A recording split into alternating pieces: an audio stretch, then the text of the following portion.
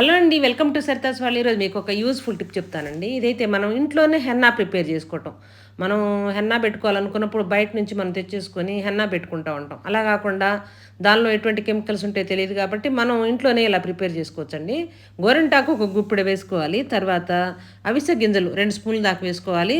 మెంతులు కూడా నానబెట్టి ఉంచాలండి. నైట్ అంతా నానబెట్టి ఉంచి ఆ మెంతులు ఒక 2 స్పూన్లు వేసేసుకొని ఆ నానబెట్టిన నీళ్ళే కొంచెం దీనిలో వేసుకోవాలి పేస్ట్ లాగా అవ్వటం కోసం.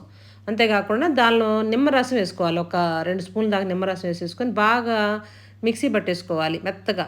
పేస్ట్‌లాగా అయిపోవాలి. ఆ పేస్ట్‌ని గనక మనం హెయిర్‌కి అప్లై చేసుకున్నామంటే చాలా బావుంటదండి. కండిషనర్‌గా పనికొచ్చిద్ది.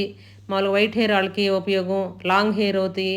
హెయిర్ అయితే హెల్తీగా తయారైద్ది. షైనింగ్‌గా, హెల్తీగా చాలా బావుంటదండి. ఈ విధంగా ప్యాక్ వేసుకుంటే మనం బయట నుంచి తెచ్చి మనం హెన్నాలు వేసుకున్నా సరే అవి కెమికల్స్ ఉంటాయి కాబట్టి మన స్కిన్‌కి కూడా డ్యామేజ్ అవుతా ఉంటది. అలా గాకుండా ఇలా చేసుకుంటే సూపర్.